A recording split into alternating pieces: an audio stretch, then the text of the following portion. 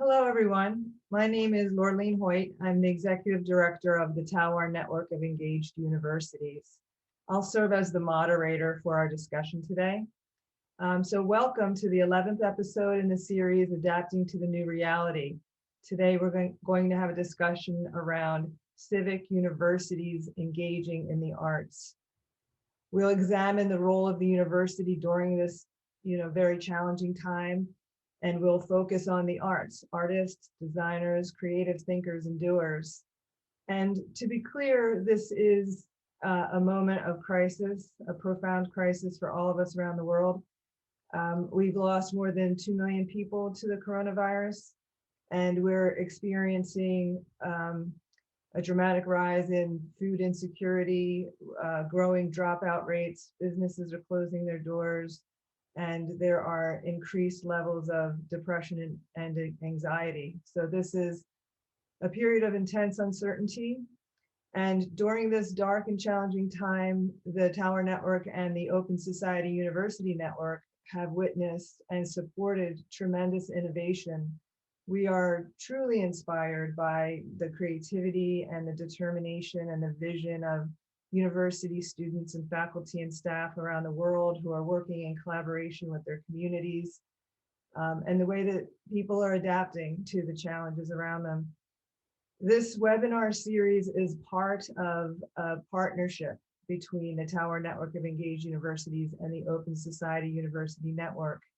And we've framed the project, it's called Communities of Virtual Alliance and Interdependence, really recognizing our interdependence and our connection to one another. And so it's abbreviated and fondly known as COVADE. And COVADE has a webinar series, and it also has a series of student awards. We've been able to grant 16 different student awards to those who are providing strong examples for us about how they can respond in this moment and be really agents of transformative and positive change. And I'll mention just a couple of very recent student award winners who are working in the arts. We have a graduate student of public policy at the Central European University in Austria who described the Roma community there as the most disadvantaged national minority in Bosnia. And his project focuses on making a documentary film about the discrimination that the Roma people are experiencing. And he feels that their experiences have intensified during this period, and he wants to capture their voices and their experiences and share those with municipal leaders and try to make policy changes. We find that very inspiring. Another example of a student is a graduate student from Nicaragua who's working at the University of British Columbia in Canada. And he has created a low-income bamboo housing business in Nicaragua.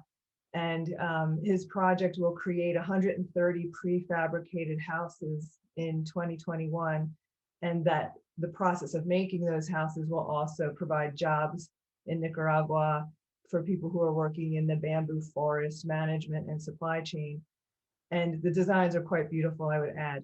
Not only functional, but beautiful. So these are just very exciting and inspiring examples of the ways in which people are stepping forward and responding to the moment, despite the lockdowns and restrictions on movement and other challenges. And so without further ado, we'll launch into the conversation for today.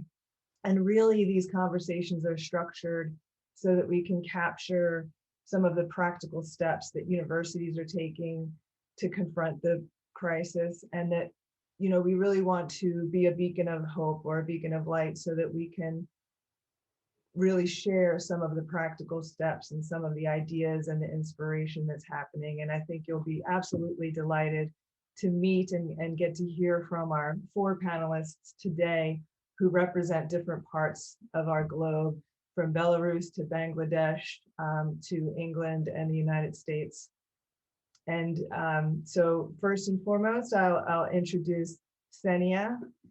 She's an assistant lecturer in the Department of Humanities and Arts at the European Humanities University. After she has a chance to speak briefly, Judith, the Pro-Vice Chancellor for the Faculty of Arts and Humanities at Coventry University, will share her work and leadership. And then Adnan, he's a professor at Catholic University of America and also at Brock University. And then to provide an overview of the future and some inspiring works about the OSUN network, we have Tania. She's the director of the OSUN Center for Human Rights and the Arts at Bard College. So welcome all of you today. And Kseniya, would you get us started, please? Thank you so much, Lorlene, and hello, everyone. I'm really excited to open our today's conversation. And as Lorlene already said, I am representing European Humanities University, which is a university in exile, currently residing in Lithuania. And on behalf of VHU, I would like to share our experience of launching an OSUN-wide student visual contest, which was organized last spring semester. And I can say that during last spring semester, we were kept in a really difficult twofold situation, as most of our students are coming out from outside of Lithuania, and most of them are Belarusians. And while Europe, as well as the whole globe, were on quarantine, Belarus did not launch a quarantine, and at the same time, we had political protests, and as our students were in isolation on the one hand, they had a platform to exchange their worries, their anxiety due to the political situation they were in. And while delivering about network, international course on freedom of expression, and being myself a writer and designer, and having a project in progress at the time, I noticed that our students really have to express themselves, and I thought that maybe a contest of some creative kind would be a good way for the students to get away with their problems and to actually share their everyday life troubles and worries. So this contest was supported by the OSUN, and I'm very grateful for that. And although it was a successful contest and we collected an interesting series of artworks submitted by the students from various institutions, we faced a sort of critique of the contest, because at this point I think it is important to articulate the problem of differences between art on the one hand and entertainment on the other, because inside of our institution, when organizing the contest, there were some thoughts that maybe the topic of the contest is too complicated for the students. And the topic was civic awareness or dystopia. What are the limits of freedom of expression during the COVID-19?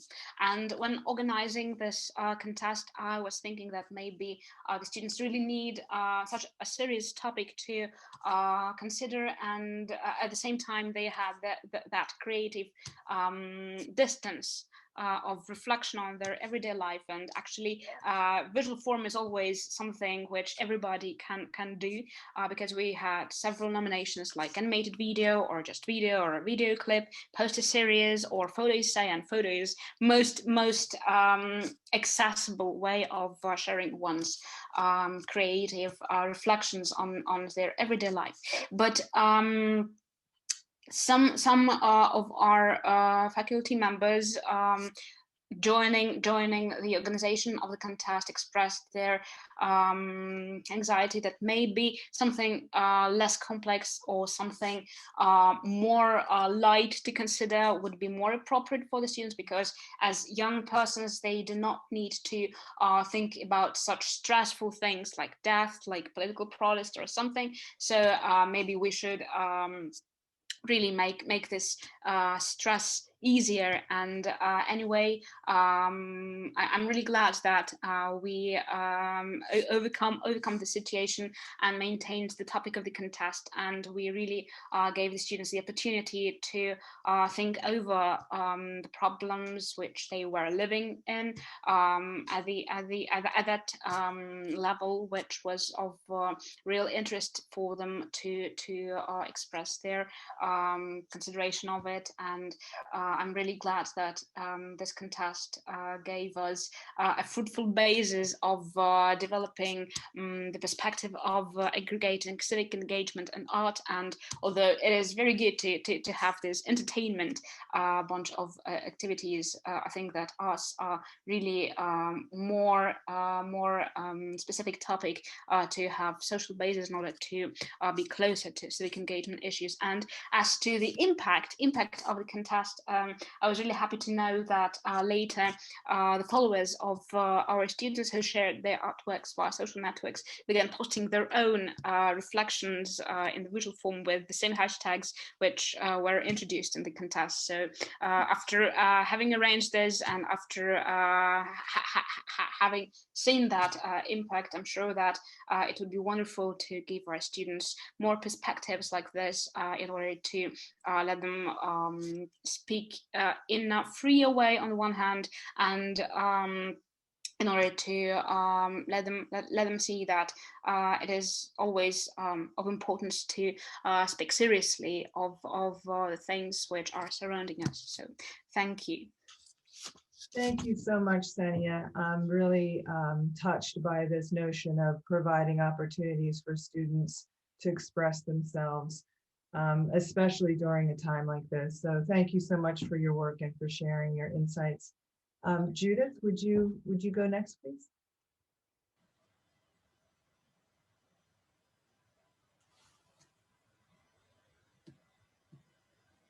Oh, I'm sorry, I think we can hear you, Judith. Yes. The microphone. Yeah, thank you. Well spotted. Well, sorry about that. Thank you very much. Just a bit of context first. In general, during the UK, we've had a high death rate from the virus, from more than one variant of the virus. We've had successive lockdowns and social distancing restrictions of varying severity since last March. In the overall economy, the services and the arts sectors have been very badly hit by closures.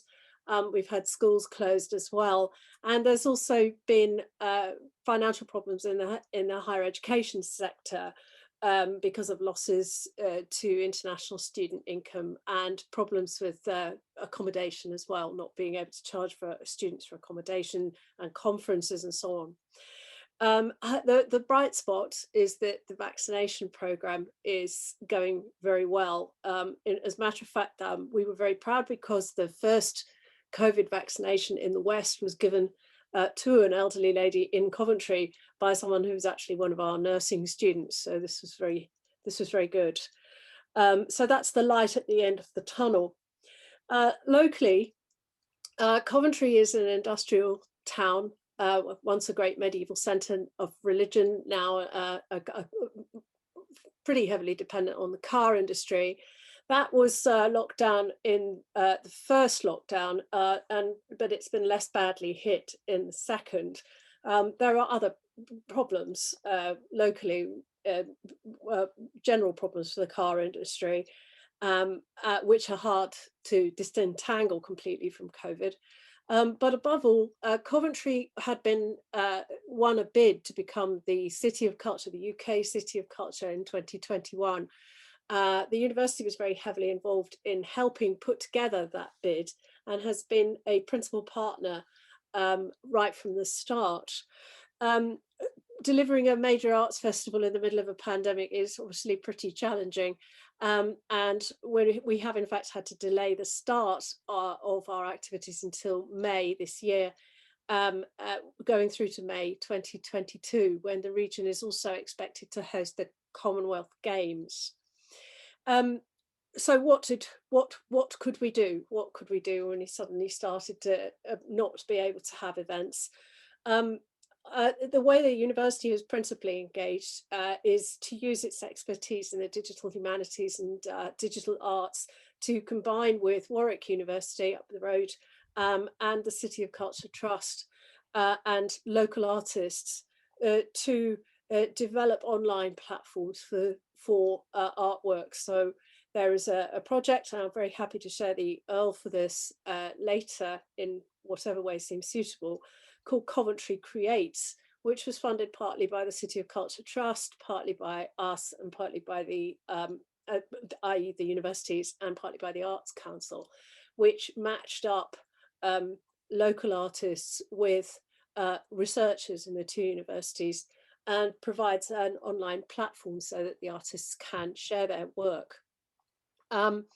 We also put our degree show online, and think that that's another way in which we adapted. We discovered, I think this is something that we will take forward, because we've made a discovery, which perhaps we should have made earlier, that actually it's extremely useful for our students to have a permanent online presence, rather than just a nice party with some industry experts and their mummies and daddies and friends and relations, which is all very nice, and we'll certainly go back to having that as well. But to actually have a web presence developed for you on a high quality website is something that we feel that something new that we've been able to give them during this difficult time, and we will continue to do that.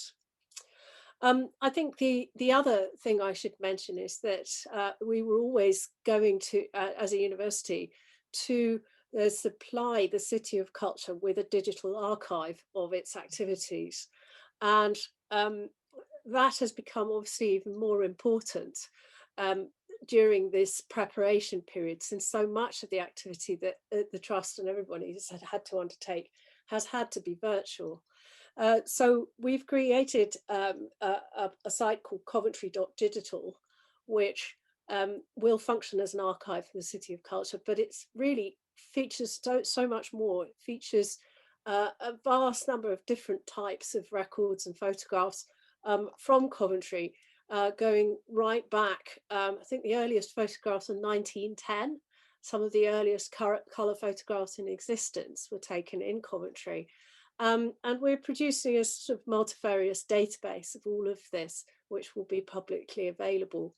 So we hope indeed there will be a real party in Coventry in 2021 to hopefully in the summer, when we can maybe come out of hiding, the vaccination programme continues to go well. But there will in any case certainly be an online celebration of all things Coventry going forward. And I think I'll stop there. Thanks. Thank you so much, Judith. I really enjoy visualizing the nursing student who's giving the first vaccine in the UK. That moment is undoubtedly going to change that student's life, and in ways that we can't even imagine. So that's such a vivid example of the university community relationship and the ways in which young people develop. So thank you. Adnan, would you speak next, please? Sure.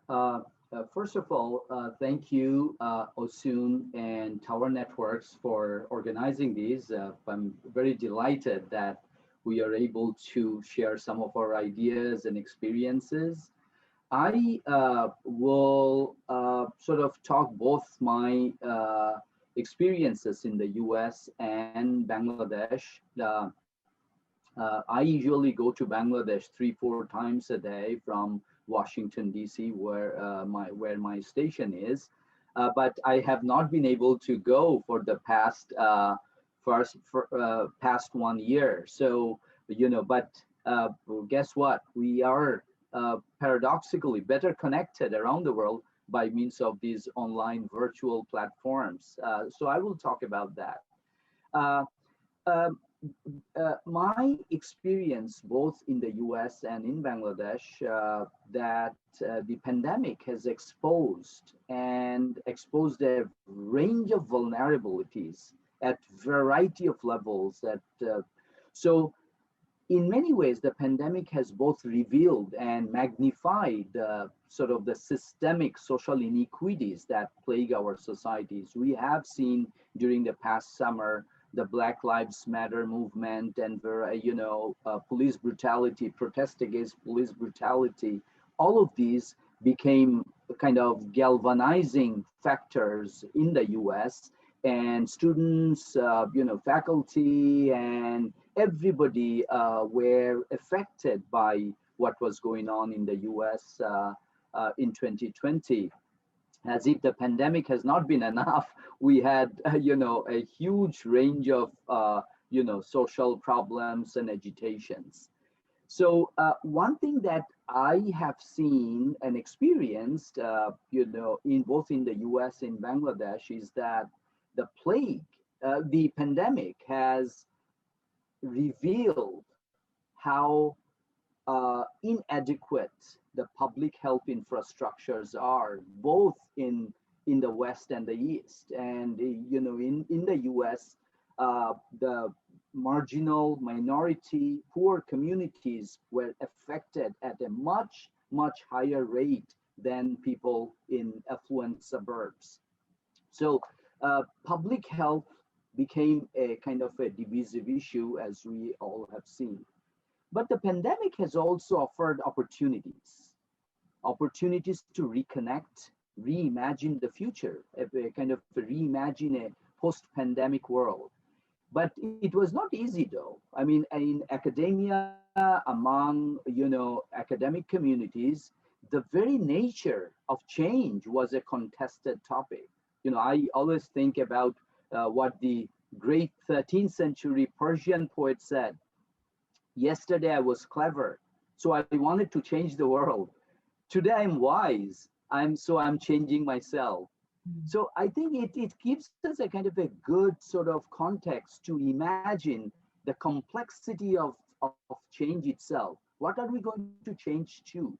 So these are I think the pandemic has given us an existential moment to reflect, to be introspective, to think about the basic structures of our society. So I think it has touched academia, students, faculty, their research, their pedagogy. So that is an opportunity, I think. So I will tell a kind of a paradoxical effect in Bangladesh that I have seen. I interact with colleagues, students, frequently on a regular basis. The pandemic has kind of expanded, magnified the digital divide. So the poorer students who live in rural areas, have not been able to experience the opportunities that the online platforms offer. So I think there was a kind of a disadvantage. But on the other hand, I have seen that communities, academic communities, students, faculty have been able to harness the online platforms in Bangladesh in a way that it has not been possible before. I don't know if any of you been to Bangladesh. It is called, the Dhaka, the capital, is considered kind of the rather strangely the traffic capital of the world. So it's very hard to move around. The streets are clogged with cars, like any developing countries like Delhi or Mumbai. So these online opportunities, the communication offered a great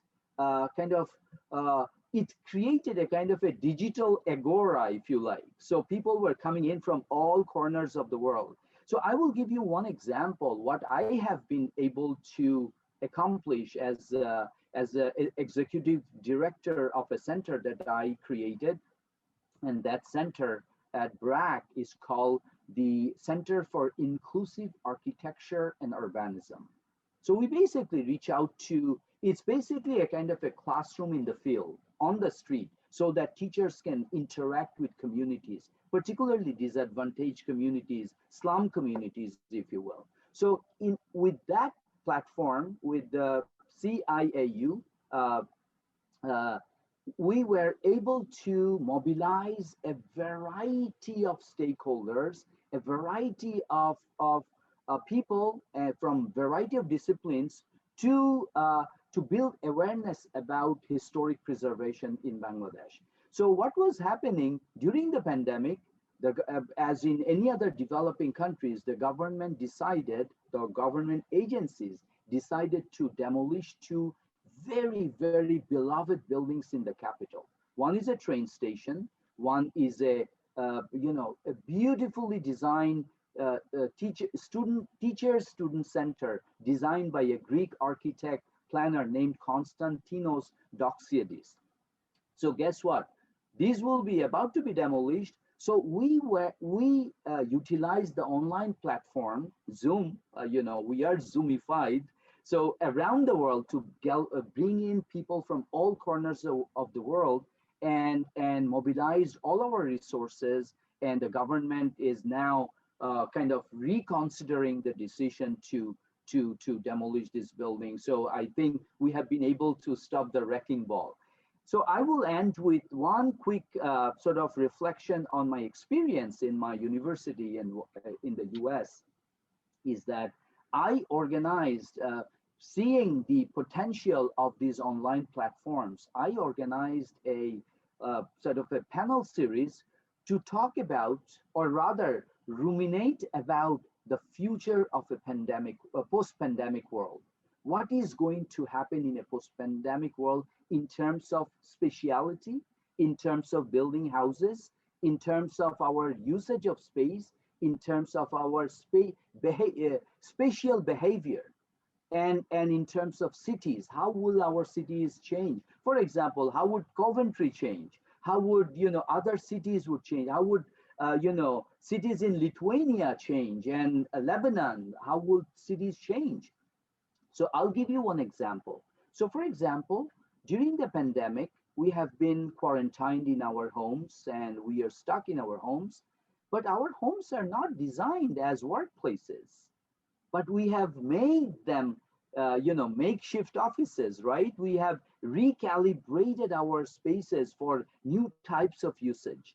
Now, that gives us a context in which we have to reimagine space in a post-pandemic world as a multifaceted, multi-use, resilient space where things can move laterally. For example, in New York, a lot of the hotels, these fancy hotels in around Times Square, are empty.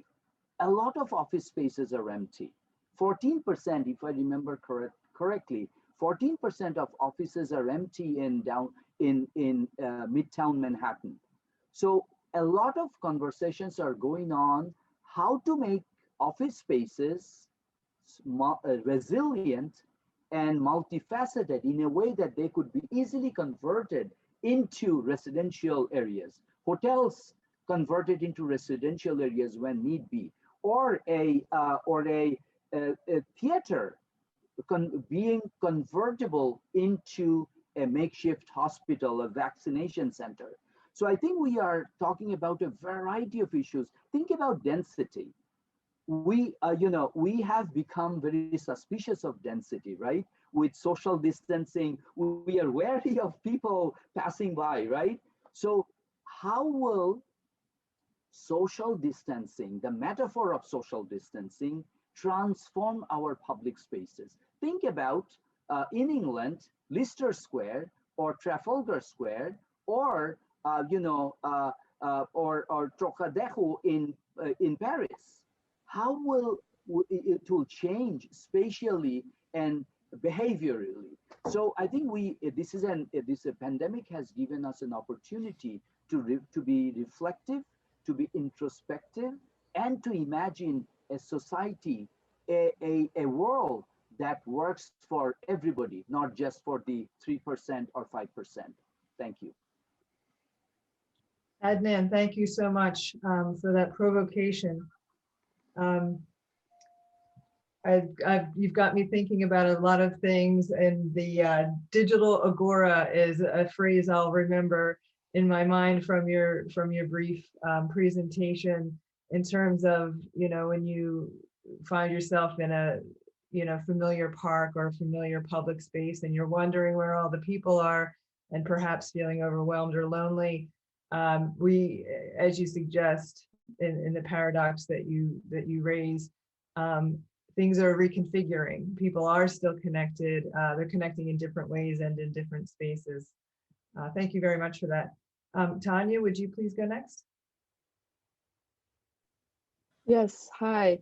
Thank you for the host and for the other speakers for such inspiring, thought-provoking presentations. So I am Tania El Khoury. I'm an artist, essentially, and I'm here as the director of the Osun Center for Human Rights and the Arts, which is based at Bard College in New York.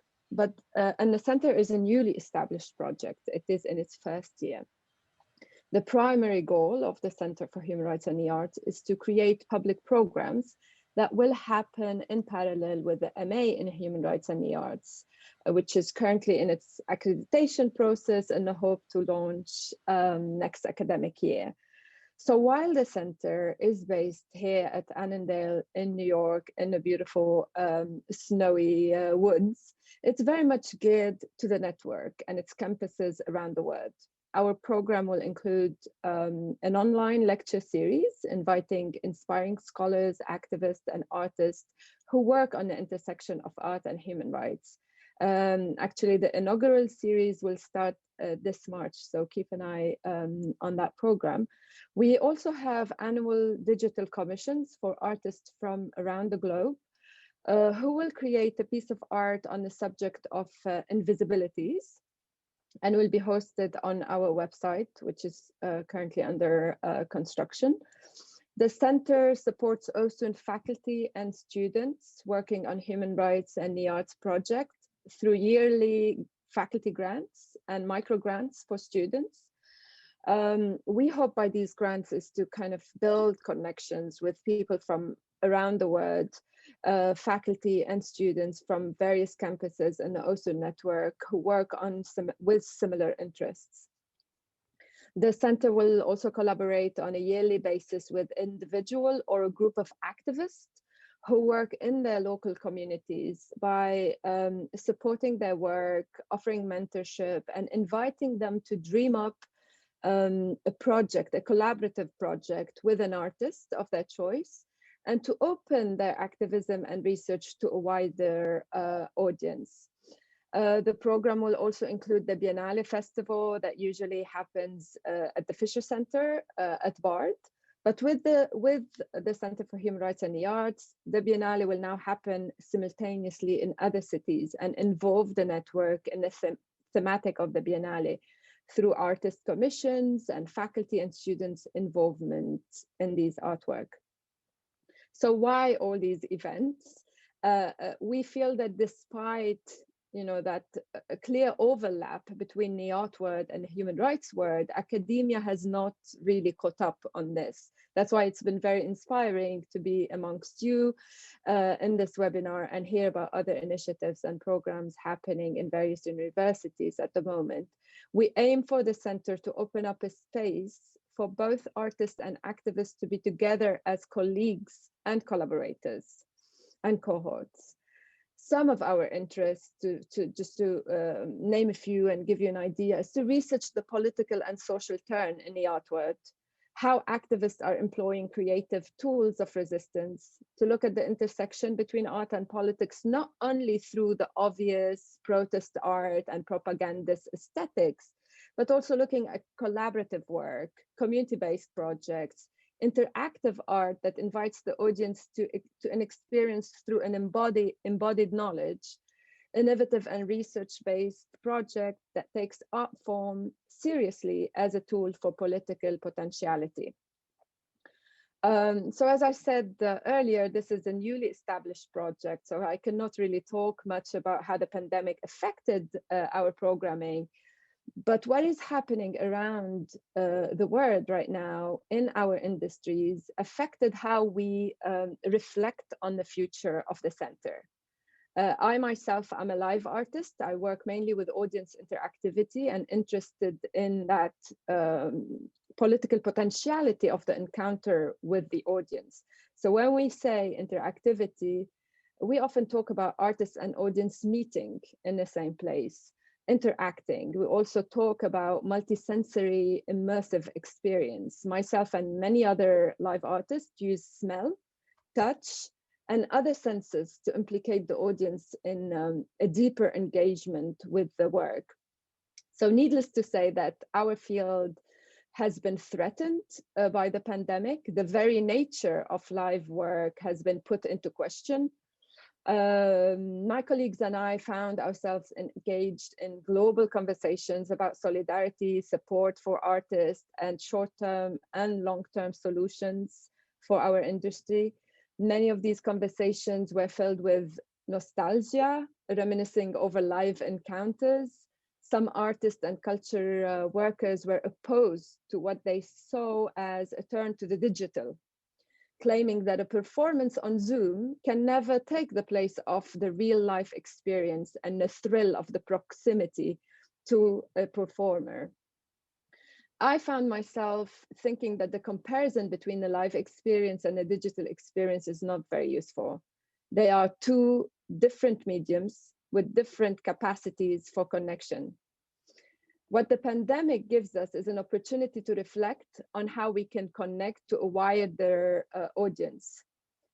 As we know, the art world has long been accused of elitism, and inaccessibility.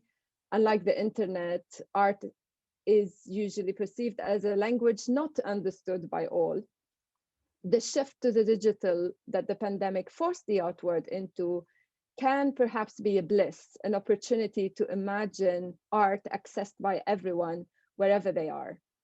So inspired by this, what we can describe as a record sharing of art on the internet since the beginning of the pandemic, our Osun Center for Human Rights and the Arts engaged in internal conversation on how we can build on this moment to establish a practice of decentralized Creative Commons. Our public programming for this year will culminate in a sharing on the internet, as I explained earlier, of commissioned art pieces and lecture series from different corners in the globe to everywhere in the globe.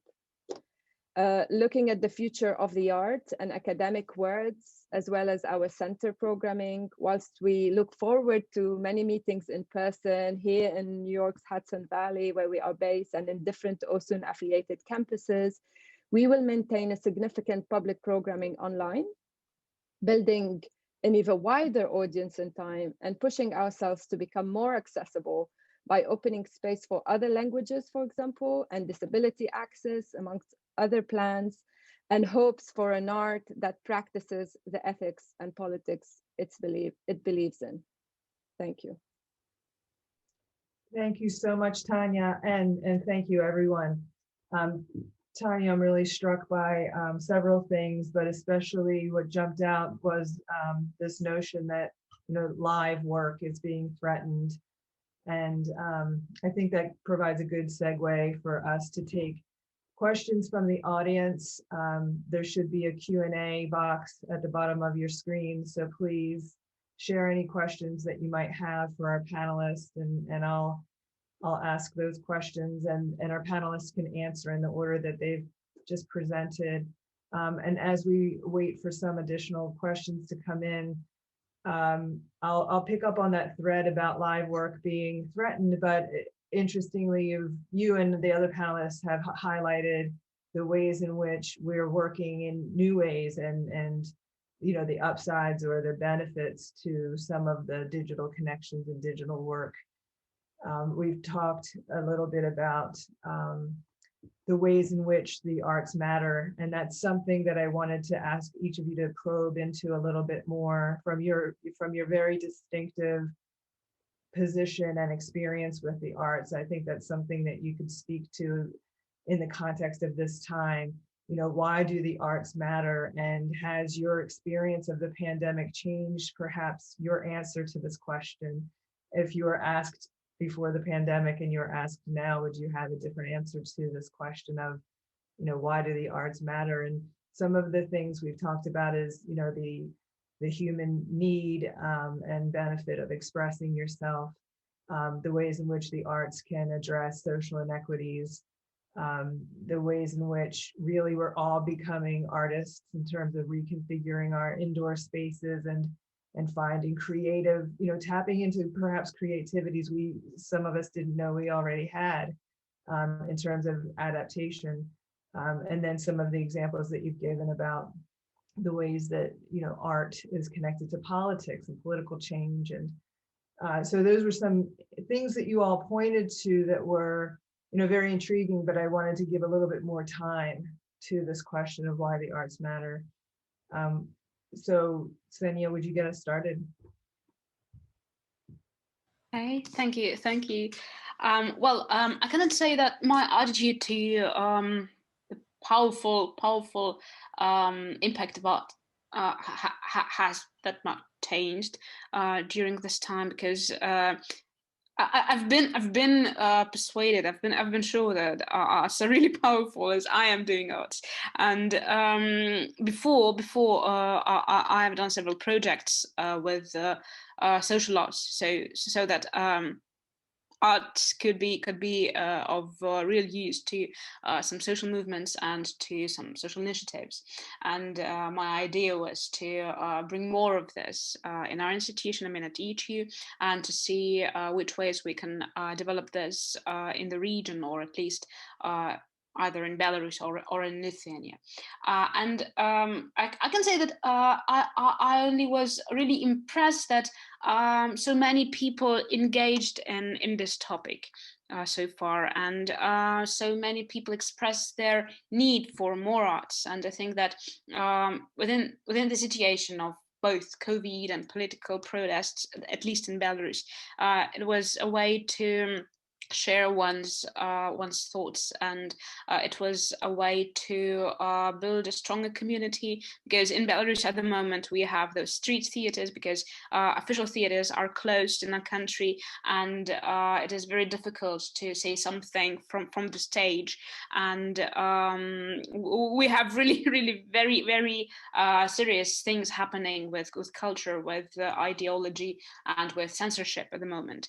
And still so many people have the ability, have some strength to share their thoughts in the artistic way. And I know that there are various platforms collecting political art in Belarus at the moment, and I think that it is really a way to give other people hope, and to find a way to move further, because sometimes you really find yourself in the situation when you're kind of unable to create something new, being an artistic person, but you see that your friends are capable of it, and you understand that you really need to find an ability to move forward and to help them, and to share what they are doing at the moment. So this way you can see that what you are doing is of real necessity to other people. Kseniya, thank you so much. Hope feels like something we all need more of. That's such a vital piece of the puzzle. Judith, would you say a few words about, why the arts matter, and perhaps how your perception or your answer to that question has changed over time? I don't know that it's changed very much. I've always thought the arts mattered. I think this pandemic has provided us with a powerful example and of the ways in which they do matter. How one processes everything that is going on without having some sort of mental reference to the arts. I can't really, I don't think one can, and I don't think anyone can. I think it's vital that we have a means of explaining events to ourselves, and I think that the arts provide that.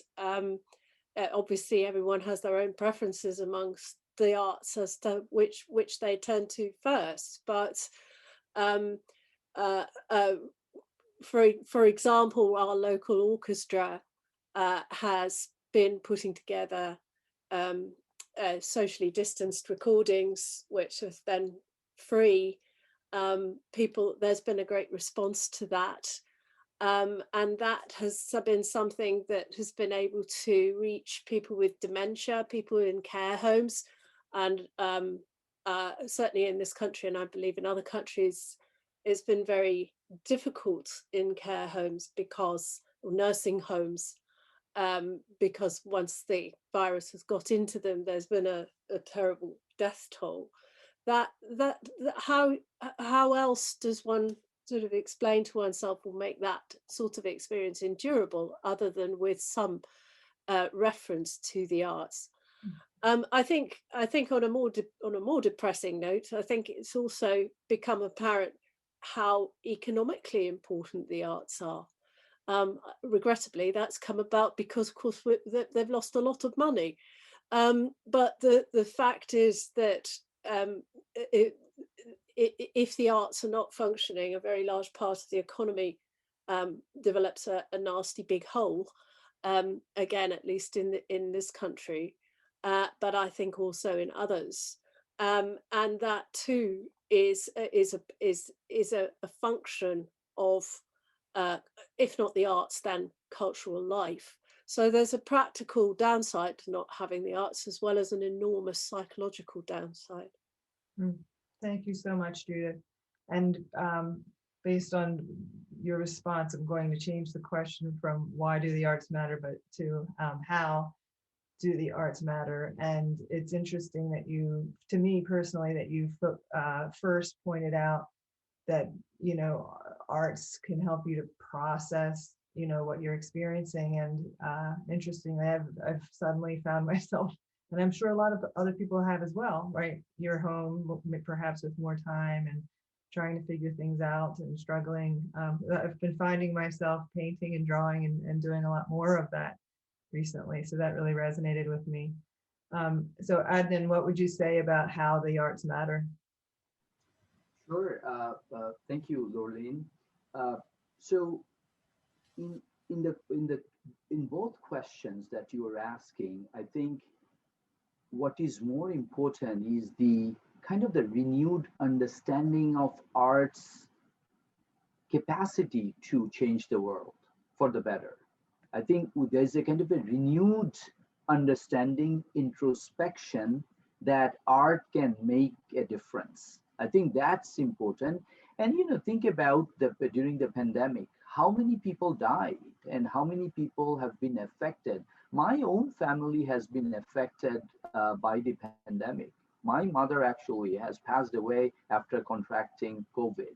So it's also, art is also pain deep inside your body, and how art can be a vehicle to not only to mourn your loss, but also to change, to see the world from a different perspective.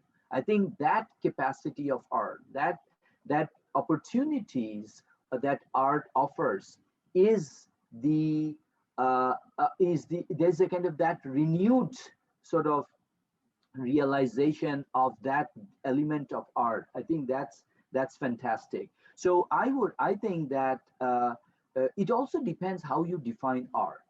Is art, and for example, in Tania's case, live work, that's a powerful medium to mobilize public opinion about systemic social injustices that we see.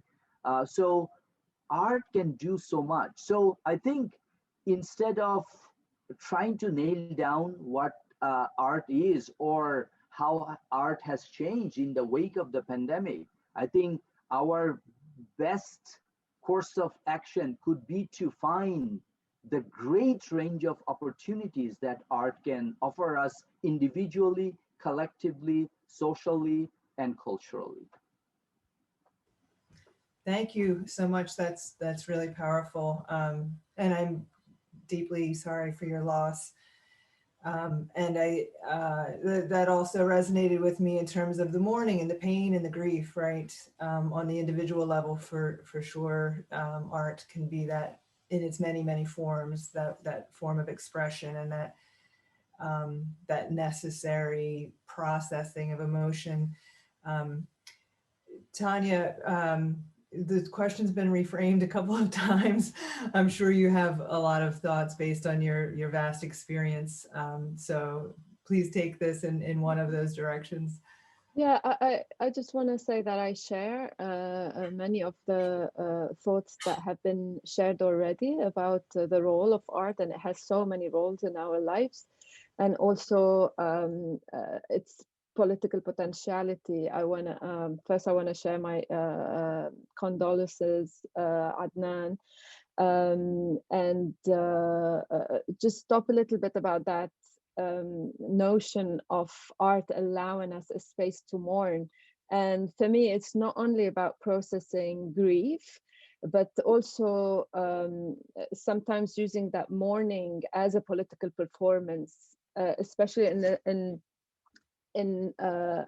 political realities where certain people are not allowed to be mourned, where state violence is telling us who is allowed to be mourned and who's worthy of being a mourn or a martyr of the state and who's not. So art has long been actually providing evidence and resisting that by mourning the unmourned, you know, from Antigone to the disappeared in various places around the world, to recently the first people who were killed during the Arab uprisings, when states were telling us no one died. Artists were actually putting the murals of people who have died, collecting oral histories from their loved one and saying these are real people with their dreams, with their hopes, with their lives, who were killed by state violence. So mourning is very, very important for me as one of the various potentiality of art. Another one that comes to mind quickly is this challenging of grand narratives, the grand narratives that we know usually from mainstream media, but also from the most powerful who write history.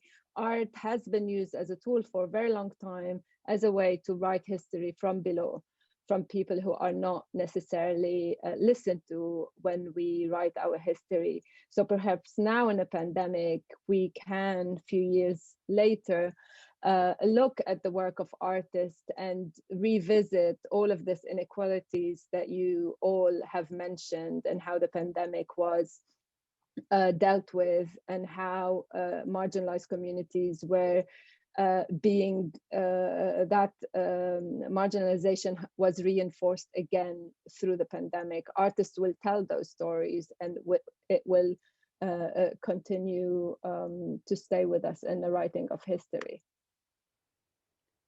Thank you. Thank you so much. I imagine there's some that you're all hearing what the other folks are saying, that you have thoughts that you want to share. We have about 5 or 6 minutes left. I want to give you an opportunity to either build on some of the things we've just been discussing that really we could probably discuss for a very long time, or to add something new, sort of a final takeaway or a final insight, perhaps to students around the world who are, you know, passionate about the arts and who might be really struggling right now to, you know, in a variety of ways. So any closing comments that you'd like to add are most welcome at this time. And we'll just go in the same order, if that's okay. Kseniya. Well, I'm just thinking of new things, but I think that maybe it's worth to conduct another webinar dedicated to that, because I would really love to hear and know more about student projects on civic engagement arts, and I would really love to know more about the opportunities of MA program, which Tania has shared the details about. And I think that maybe we need another webinar for the students to spread this information, because I know at least 5 students at DTU who would be really much interested in the opportunities to study on this program. So looking forward. Thank you so much. Thank you.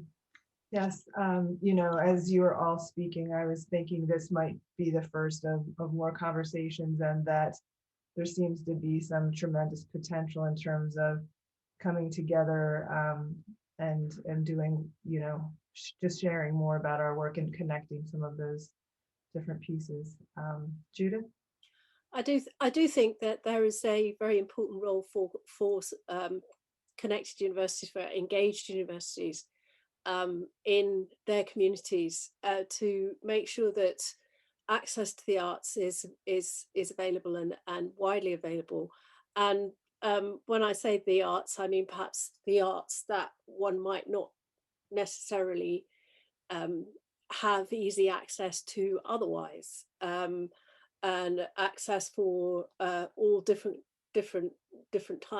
groups, disabled access, and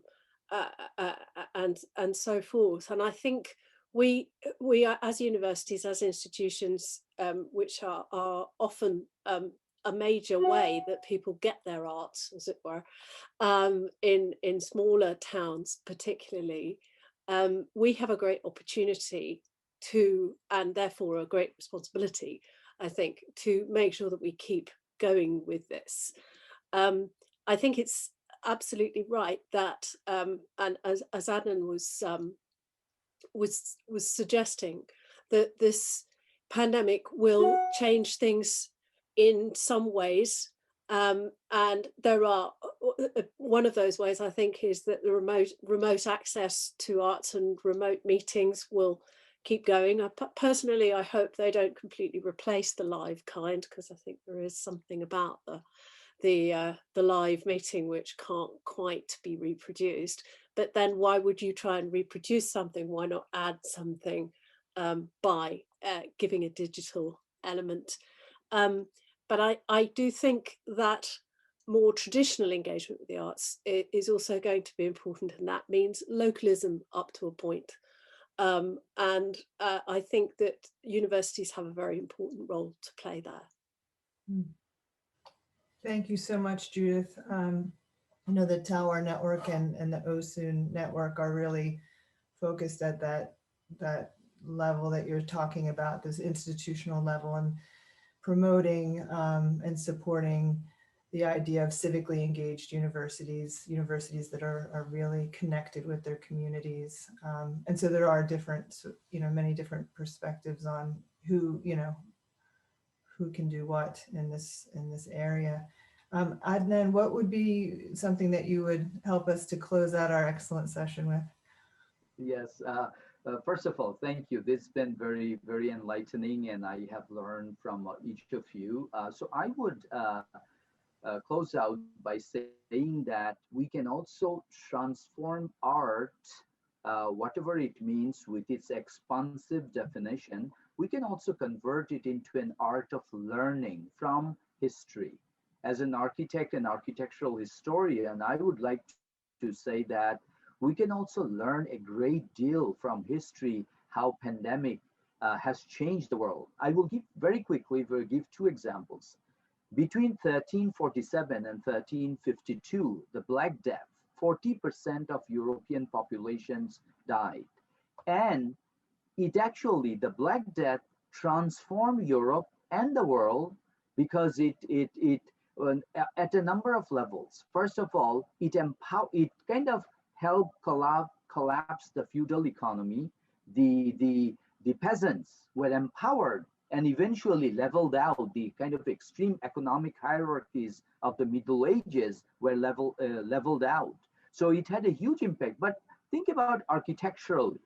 Gothic architecture, which was the epitome of European, Middle Age architecture, Gothic architecture actually, in many ways, dissipated because the form is so complex that it was seen to be virus catcher. It was seen to be, a surface of buildings that caught virus, and it was seen unhygienic. So in a way, Black Death, in many ways, created the Renaissance in Europe. So that one learning. The other thing that we can learn from is the modern architecture or modernity in the 19th century has a public health origin. Think about in London, cholera as an epidemic was decimating population. that from that threat of cholera in London emerged modern infrastructures of sanitation, sewage systems. It actually changed the world. So pandemics, if we look at history, changed the world. So our goal today, perhaps using the vantage point, the lens of art, to imagine and engineer a better world that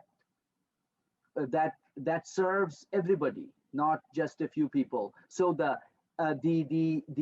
culture or a world defined by social justice can be imagined and engineered through art. Thank you. Thank you so much. And Tanya? I thought Adnan was closing. It was a powerful closure. No, I just want to say thank you all for these really thought-provoking presentation. And to Kseniya, it's lovely to hear that some of your students will be interested in our MA. So please keep an eye on all the OSUN kind of newsletters. It will certainly have that and various opportunities for grants and opportunities for students and faculty.